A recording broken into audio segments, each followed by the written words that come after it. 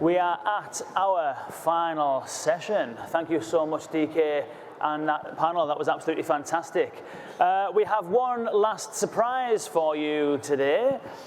We are going to hear in just a moment from Dr. Rick Goodman, who is an esteemed speaker, best-selling author, a doctor, and has over 30 years experience in professional speaking and also in business consulting. It is going to be an epic discussion, an epic talk all around how to become a solutions-oriented leader. All right, ladies and gentlemen, please put your hands together for Dr. Rick Goodman.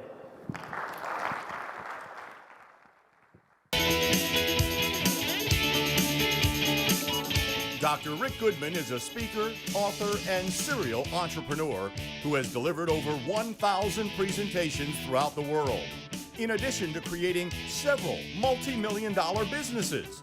Dr. Rick is passionate about sharing his proven success systems on leadership, engagement, and business growth. Please welcome Dr. Rick Goodman. I've got to tell you, I've been watching what's going on here, and I love being around smart people. See, for the last 30 years, I've worked with all branches of the armed forces, Fortune 100 and 500 companies, Super Bowl champions, NBA champions, and Olympic champions. And they all had one thing in common. They all had a focused strategy and a game plan for success. And today I'm going to share with you some of the strategies that they had. See, every situation I walked into, there were challenges. And the focus was on three things: repair, adapt, and perform. Repair what's not working, adapt to the changing environments, and perform at a high level. Well, Charles Darwin said, it's not the strongest or the smartest of the species that survives. It's the one that's most adaptable to change. You've got to be willing to change, and the people here obviously are changing in a big way. You know, how many of you still using that phone? You know, the one that looks like a brick? You know, that you could have knocked somebody out with? I remember when my kids got me the first iPad Shuffle. It was so small, it looked like a lighter. I sent it back. I said, I can't use something this small. And now the technology we're using, some of the cameras we're using could go on the tip of a needle. Change is evident. It's all around us every single day. But the one thing I heard before, and I'll say it again, is AI won't replace humans, but it will replace humans who are not using AI. It's making us more efficient.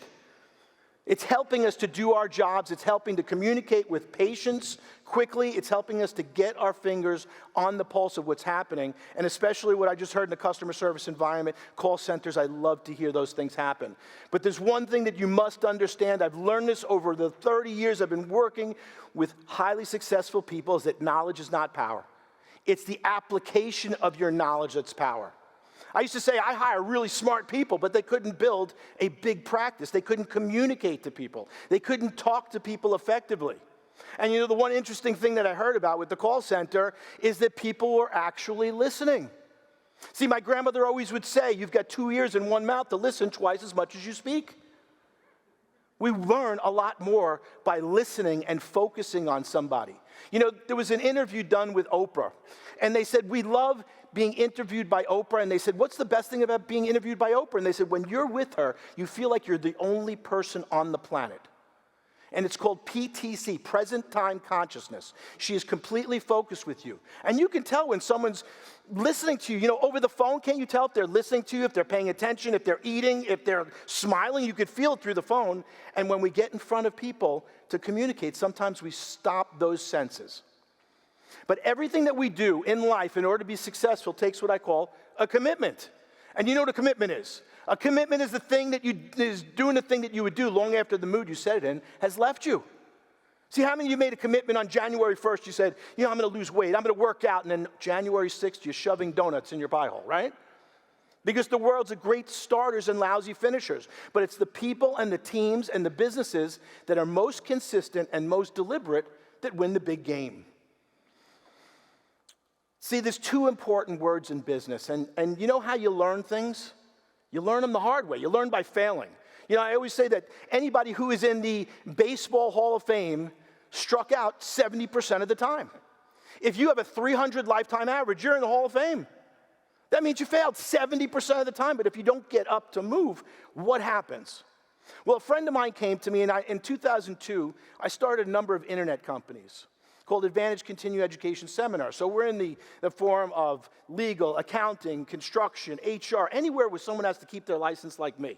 I thought, what a great business this is to be in. Well, my friend, he's a very, very successful businessman. He said, here's a great deal in the legal realm. You need to jump on it right away. I said, no, it's not going to work. Don't worry about it. It's not going to work. 2 years later, he called me up and he said, you know, you're going to learn 2 words.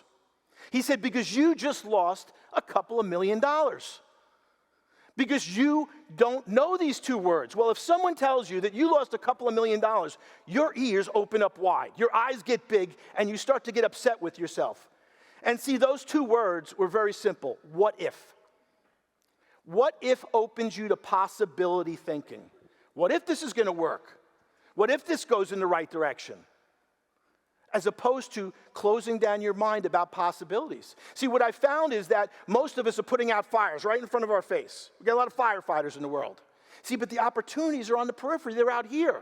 But if you're so focused on putting out the fires, you miss the opportunities all around. Well, you can bet every single day I say, what if? I say it to my staff. Well, what if it works? What would it look like? How would it feel? Because I want my brain, the best computer on the planet, giving me the right answers. Because change is difficult, but people who lag behind change and don't recognize that they need to change generally fail. See, what I found is the biggest fault of every single leader that I've ever interviewed, whether it's a 4-star general or whether it's the president of a multi-billion-dollar company, is lacking self-awareness. They lack that self-awareness. See, but right now we've got something coming up. How many of you are into golf? Any golfers here? Okay, well, you're in the land of golf, and some of you might know a guy named Tiger Woods.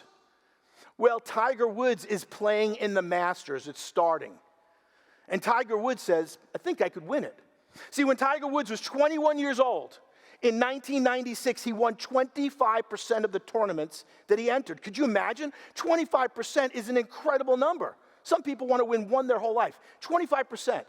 And in 1997, he went down to 19%. And then they said, you know what?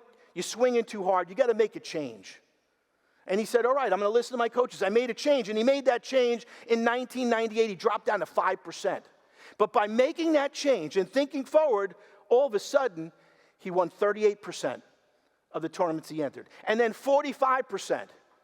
And then he flattened off. He became real. And he only won 28% of the tournaments for 3 years in a row. But 28% of the tournaments are more than anybody's ever won in the history. And then you know what happened to Tiger? His back went out. So some people remember his back went out. What did he have to do? He had to reinvent himself again, because if he kept swinging the same way, he was going to lose his career. So everybody said he's crazy. He's not going to win again. He's got a bad back. And he said, no, I'm going to just adapt. Because he understood it's not the strongest or the smartest of the species that survives. It's the one the most adaptable to change. So he adapted in 2004 and changed that swing. And then in 2005, he won 29%. Then 53% of the tournaments he won.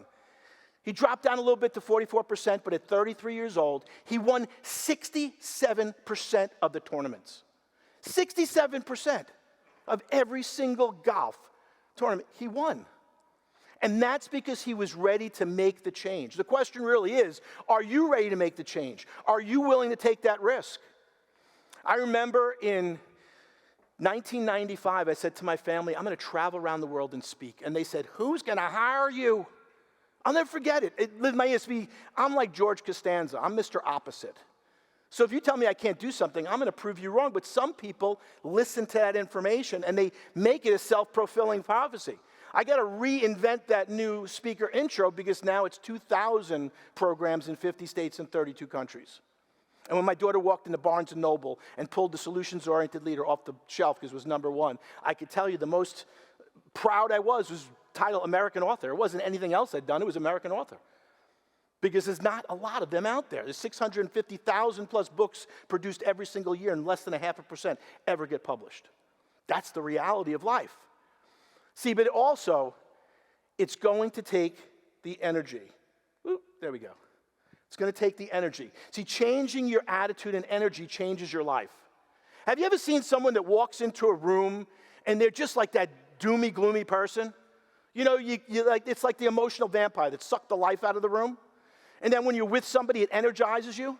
See, because your mind doesn't know the difference between something actually happening and something imagined vividly in great detail makes you right every single time. If you don't believe this, how many of you have the mom or grandma that said bad things happen in threes? Anybody have that mom or grandma? Okay, just like me, right? And all of a sudden, 1, 2, 3, 4, 5, they just kept coming, right? At the end of the day, he said, see, I was right. I knew it was going to be one of those days. Here's my question. What did you ever get for being right? I'm right a lot. I haven't gotten anything. Ask my kids. They don't give me nothing. See, but your focus was on that. Or if you're in a rush to leave today, how many red lights you think you're going to hit? You know, every single one. Or how many of you bought a car in the past or just recently, and the next day you got in that car, and every single person in your town was driving the same car? There were hundreds of them on the road. You know why? Because your brain was going on search to make you right and say, hey, that girl or guy is one smart cookie. Great minds think alike. They made the right decision, and so did I. It reaffirms your decision because we back into our statistics. Our brain knows that. And what you say to yourself makes all the difference in the world. Some of you, if you talk to your friends like you talk to yourself, you wouldn't have a friend on the planet. You say bad things about yourself. You mess something up, you say, I'm so stupid, I'm such an idiot, and your brain goes, you're right, you're right, you're right. You know, every morning I wake up, I say the same exact thing. I've been saying it for 30 years. I say I'm a healthy, vital, active, happy, and successful human being. I affirm today that all tissues and organs in my body are functioning perfectly, and that is the way it's supposed to be. I am more relaxed than ever before because I choose peaceful, loving thoughts and release my fears, worries, and anxieties. Tension is gone because I'm creating an atmosphere of ease and confidence. My mind is uncluttered because I've set specific goals and planned action steps for their accomplishment. I feel better now. Nature uses the food that I eat, the air that I breathe, the water that I drink, and the rest that I get to rebuild, repair, and revitalize me for the future. Radiant energy flows through me. I also affirm today that money is plentiful and an abundant supply, and this money flows freely and constantly into my life as I render loving service to all mankind. What do you say? Oh my God, I hope this guy's done. What did I think? I can't even get out the back exit. Because what we say to ourselves, what we say to our staff sticks. Do you know, I'm going to give you a profound statement. And I always let you know when it's profound, because this is profound. So listen to this statement. The tongue has no eraser. The tongue has no eraser. What you say, you can never take back. And every single one of us in this room, remember, somebody said something to you. Could have been your 6th grade teacher. And you still remember it to this day. My dad said, you'll never go to college. All you'll do is chase skirts and play hockey. I did it. I had a hockey scholarship to Kent State University, chased a lot of skirts. He backed into that. He's been gone for 10 years. It still sticks in my brain. I'm still fighting over that effect. So the question is, how do we get above that effect and get over that effect, knowing that it brings us energy? Because we bring energy in too. So Kane, come on up here a second for me. And would you like to come up here for me 1 second? Sure. Yeah, you. Right there in the front row. I don't know. Yes, come on up. Come on up, guys. Right over here. So what I'd like to show you is I've got this good friend. His name's Steve Spangler, and Steve's the science guy. Anybody ever see him? He's on Ellen and all this stuff. Really famous guy, right? He's a good friend of mine. And I was in Cambodia speaking, and I was showing this family this energy stick. And they talked to me, and all of a sudden this interpreter said, it's like the power of the family. And if you go on my YouTube site, you'll see the power of the family from Cambodia. And I'm like literally in the middle of the jungle, the rice paddies, with these people that are making me a phenomenal meal, and I'm showing the energy stick. See, if I just hold the energy stick and Kane holds it with the other hand, there you go, one hand, and you hold Shafi's hand, nothing happens at all, okay? See, but you have electricity in your body. So when you connect with someone, you know, you feel like you connect with them. But as soon as I come over and I grab Shafi's hand, all of a sudden, the energy stick lights up. Why? Because it's closing the circuit. It's taking the energy of all of us and combining. Now, if we made a chain, this sucker would go, it would be like lightening up. Because what it's doing is it's taking that energy, and it talks about relationships. You could be talking to someone else, but if that person on the other side isn't listening, you're not making that connection. You're not fully completing the cycle. And if you don't fully complete the cycle and make the connection, guess what? Most times you don't get the sale either. Most times you don't get your experience across, because people want to have a sense of belonging, and the energy and electricity that you bring into any situation goes out and flows out in the world. And that's the connection that we have with people. And you know somebody that you feel like you've known for 100 years. And that's that energy connection. And other people, it's like, Repel. Guys, thank you so much. Here, I want to give you a little book here. Oh, wow. Okay. Kane, you're a solutions-oriented leader. Thank you very much. Safi, go live a championship life. Beautiful. Thank you. Okay. Now I just need to find the clicker again. There we go. All right. Give that a round of applause. Way you go. So there's 3 steps for developing a solutions-oriented mindset. And the first thing you have to do is transform your thinking. You have to think differently. And this should be easy for everybody in this room because you're so far ahead of the curve on what's going on in technology. You know, I've got people that are so afraid of it. I literally got fired by an agency, a speakers bureau, the other day. And I wrote an article on how you can monetize and make money with ChatGPT.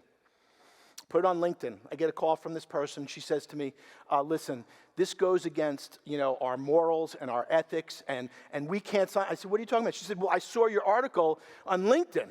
You must be using ChatGPT. I said, and Gemini and a lot of other things also. Well, she said, well, we can't have you as part of our bureau. I said, that's okay. I think you should stop using your website. You should probably throw your cell phone in the lake, and all these other things that you have no idea. Your car, it's running on microchips. I mean, come on, come into the real world. This is where we need to be. So if you're not going to jump and take a risk and go full force in, guess what? You're going to be left behind.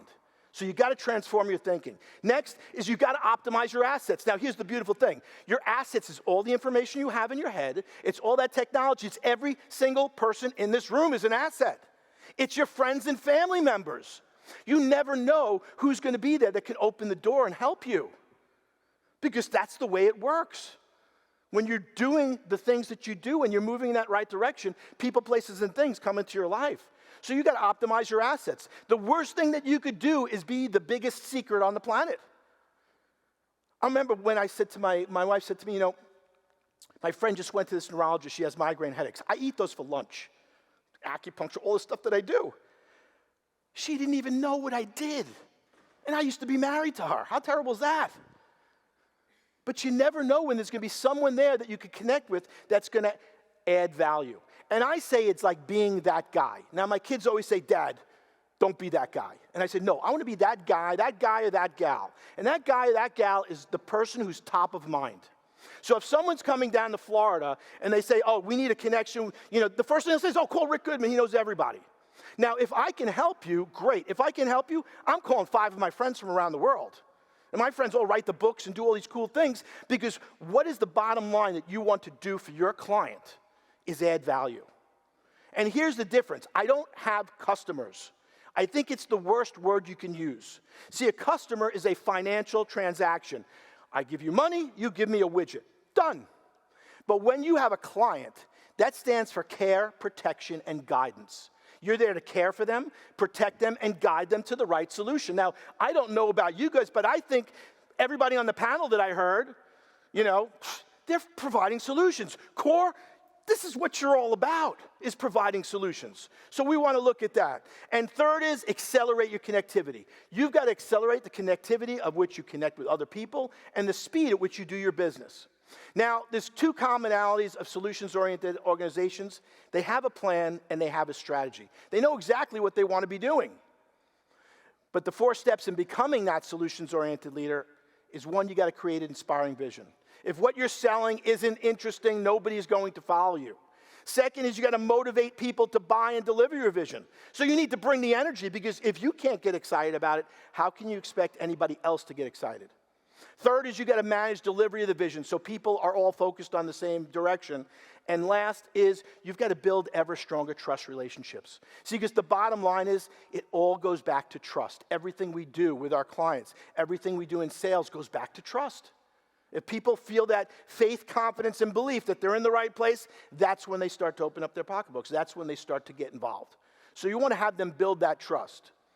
Now, some of the solutions-oriented leaders of the past, Steve Jobs and Bill Gates, some of the transformational companies of the past, Google and Amazon, but the company of the future of transformation, Core.ai. I got to tell you, when they called me and said, we'd like you to come speak, I started doing my homework.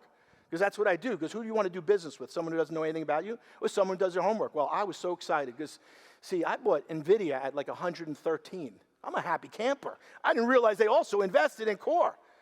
I'm like I'm going in the right direction. It's no different than I was with Lennox International a bunch of years ago. I worked with them, and I said, I'm going to invest in this company. My financial guy goes, what a great investment that was. I said, no, I saw that people.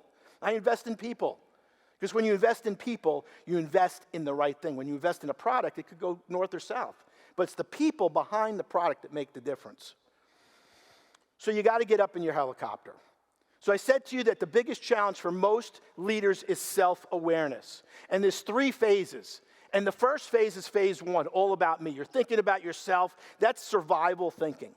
Phase 2 is when you're butting heads with everybody. You're arguing, complaining, it's not going to work. And phase 3 is when you get up in the helicopter and you could look down on that situation and then make the right decision. So let me give you, for instance, when they had the earthquake in Haiti, the first thing they said was, all these people need food, they need clothing, we got to get to them right away. Phase 1.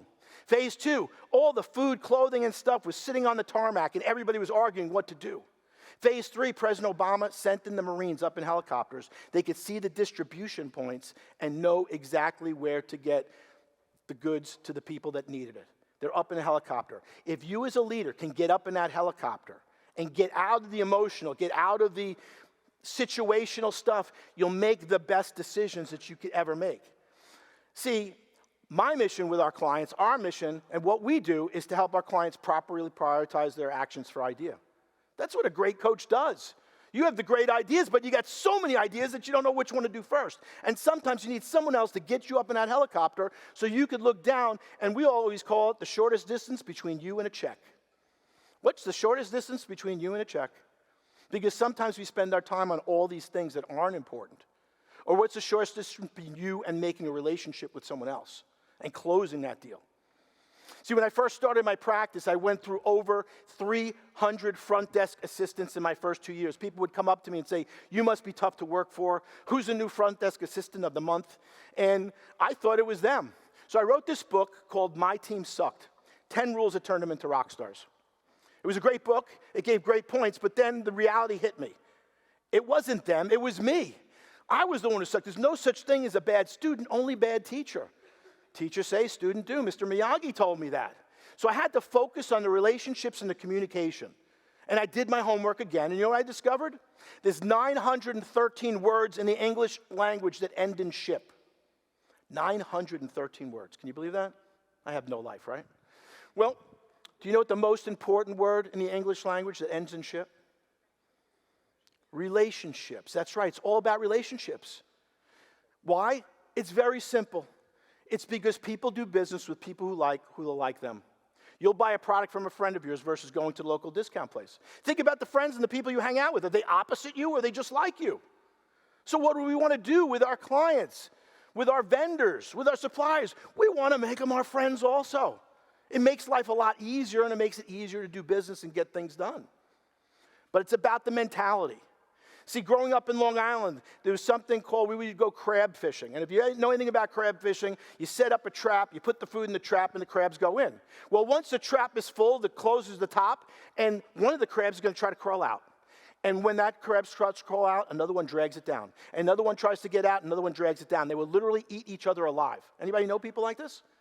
Well, then you've got the bamboo mentality, and I was in the bamboo forest in Kyoto, and when they plant the bamboo, they water it every single day for a year, nothing happens. Second year, they water it every single day for a year, nothing happens.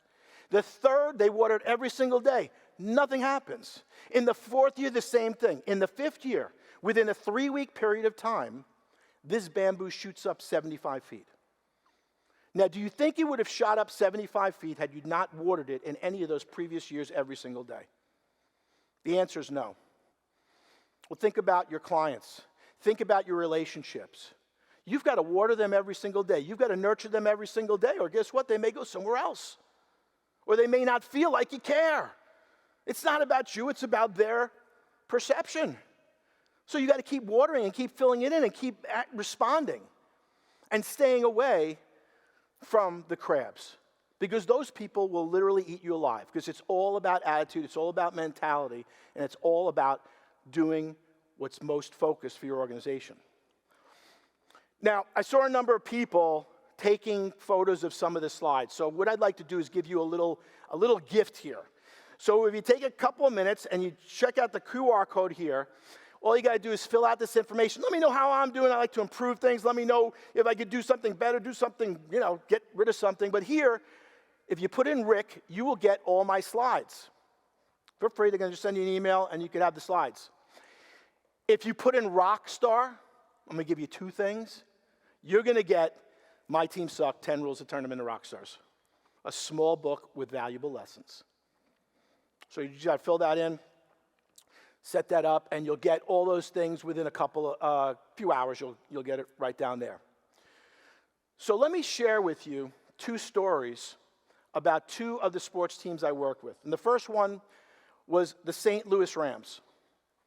Now, when I started with the St. Louis Rams, I got them pretty easy. See, my friend called me up and said, you should go back into practice. I said, oh, I've already done that. I'm traveling around the world speaking. He said, well, I'll get you a whole bunch of patients.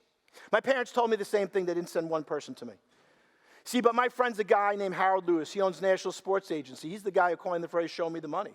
So when the St. Louis Rams moved from L.A. to St. Louis, I became the team physician. But what you didn't realize is they were the worst team in the 90s. They lost every single game. And then they brought in this guy, Dick Vermeil. And Dick Vermeil was the type of person who would build relationships. He was a relationship builder. He loved his players. And this guy was transparent. He would cry all the time. He would do different things. But he could get up in that helicopter, and he knew the highest and best use of his players. He knew things had to be different. Well, in my office, Trent Green, who they got to go to the Super Bowl, went down with a season-ending knee injury. And at 6 o'clock, all the players come to my office. And Michael Jones walks into my office and says, Doc, we're done. Now, my son's 5 years old at the time. He's sitting there right with me. He goes, Trent Green just went down. We're going to have another losing season. The season hasn't even begun yet. See, you could take a New Yorker out of New York, but you can't take New York out of New Yorker. And I went postal on him. I said to him, you know what, Michael? You can't be a patient in my office unless you're positive. I got real patients here, people that want to get well, and I can't have this negative energy in my office. So here's what I want you to do. You decide. I'll be back in 5 minutes if you still want to be a patient in my office, and if not, I'll understand. And I walked out. My son looked at me and said, Dad, are you crazy? This guy can crush you. He's a monster. I said, Alex, I treat people. This is what I do for a living. Michael plays football. That's what he does for a living. But you know what? We're all the same. We all put our pants on one leg at a time. Well, we got a guy named Kurt Warner, and the only person who wanted Kurt Warner was Dick Vermeil. See, he had this interior feeling. It's called your gyroscope, Jiminy Cricket. It's the one when you took your multiple choice test and you changed the answers from the right one to the wrong one and you knew. But your gut instinct was right. It was dead on. We all have good gyroscopes, and as we get older, you need to trust that gyroscope a little bit more. Well, he trusted in that individual. And with 6 seconds left in the game, marching down, the quarterback, Tennessee Titans, throws the pass to Kevin Dyson, and on the 1-foot yard line, Michael Jones makes the tackle. The greatest play, one of the top 25 plays in Super Bowl history. Now, when he came in my office, all I would say is, if you can't, then you must. If you must, then you will. I would say this to him all the time till it made him nauseous. I can, I must, I will. Why? Because my dad said that to me. And sometimes things go forward. How many times have you said something and you feel like your mom or dad coming right out of your mouth? Well, this is what I said to him right there. Well, sometimes you don't know the end of the story, and my attorney was running a golf tournament. He said to me, could you invite a bunch of your players? I said, sure. I'll invite Mike and a bunch of other people. And my attorney had a lobotomy when it comes to sports. He knows zero about sports. And he calls me up. He says, I got to go pick up some VIP at the airport. Who are you picking up? I don't know, some guy named Tommy John. I said, are you kidding me? You're picking up Tommy John? Like, Tommy John, he's a New York Yankees World Series Cy Young Award. I said, I want to play with you, Michael, me, and Tommy John. Well, Tommy John is telling all kinds of great sports stories. He's talking about George Steinbrenner. And finally, he says, what were you thinking in the last 6 seconds of that game? And Mike said, you see this guy? He's the most annoying guy you've ever met. And all I thought was, I can, I must, I will. And I grabbed on for dear life, and I don't remember a thing after that. You never know when you're going to say something, and it's going to make an impact on someone. Well, then the following year, a few years later, I came down here, and I got to meet these guys in the 2010-2011 season. They called them the Heatles. Chris Bosh, LeBron James, and Dwayne Wade. And this was the picture we took right before we lost Game 6 to the Dallas Mavericks. The next day, LeBron James said, I'm going to go and do my thing, and everybody's going to go back to their own miserable lives, but I'm going to still be myself. And it was all over the papers in Miami, and he flew out of town, went to the Bahamas for 3 months. Well, he came back to the Bahamas. After 3 months, he came back to practice, and he was still complaining about everybody you can imagine. Nobody understands him. Nobody gets him. Well, the one thing that I understand about leaders is your ability to confront is directly proportional to your ability to be successful. Let me say this again. Your ability to confront is directly proportional to your ability to be successful. That means you have to have a high level of confront. If you feel a certain way and you know you're right, you got to say something, especially when someone's doing something that is not in their best interest. Well, I have a super high level of confront, so I saw LeBron James shorts. And I went and grabbed his shorts and I put his shorts on. And they're pretty damn big. So I put his shorts on right there. And I went in my New York style, and I told him, listen, LeBron, I was with the St. Louis Rams when they went from worst to first and won the Super Bowl. I worked on their brains and their bodies, and I can tell you one thing, you're never going to win a championship until you start to play like a team. You hold the ball, you don't do this. And out of the corner of my eye, I saw the enforcer, he's standing right there, he's looking right at me, and he says, you know, Doc, you better get out of this room. So I walked out with his shorts on. Well, a few months later, they went on a tear. They started winning games. I would say to my son, this is like the Olympic team. They're the best team on the planet. They're unbelievable. And then they won the championship. But they had something called symbolic focus. And this is something I've seen in every unbelievable organization on the planet. And a symbolic focus, it could be a trophy. It could be an award. Like Lennox International, they have the Whatever It Takes award. Something that people can revolve around. People always like, you know, at the end of a day, sales team does great. They get the little certificate, the pen, costs you $1. But you know what? It's the appreciation, because everybody wants to love, appreciation, respect. Well, they had a symbolic focus they talked about. It was a trophy. And on it, everybody had to sign the trophy, and they weren't allowed to celebrate until there were 16 gold notches in this trophy, because they had celebrated before and lost the championship. Well, when there were 16 gold notches in that trophy, they had won. And they had on it, together, tough, trust, all in. Everybody was in. 2 weeks later, there was a knock at my door, and I got this box, and I didn't know what this box was. I opened up the box, and inside was this trophy. I looked at the bottom of the trophy. It said number 1 out of 4,000. I could tell you President Obama did not get number 1 out of 4,000. I did. And I wasn't sure who sent it. And then inside was this picture. Here's a symbol of our appreciation for your guidance and support. Hey, Doc, keep the shorts, LeBron. He was not ever getting these shorts back. The next year, it was a much happier looking photo because we had won the championship. But the bottom line is, you've got to speak your truth. You've got to speak your truth and focus on what is the highest and best use of people. What is the highest and best use of your technology? What is the highest and best use of your team? And if you say it with care, you say it with love, they will take it that way. And things will be different. And that's exactly how it ended up, where things were different, and we won 2 championships in a row.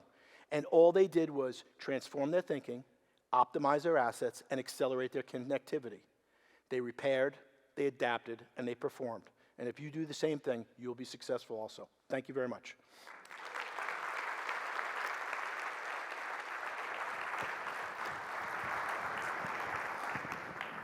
Thank you so much. Well done, Dr. Rick Goodman, boys and girls. That was brilliant. High energy, that's what I like.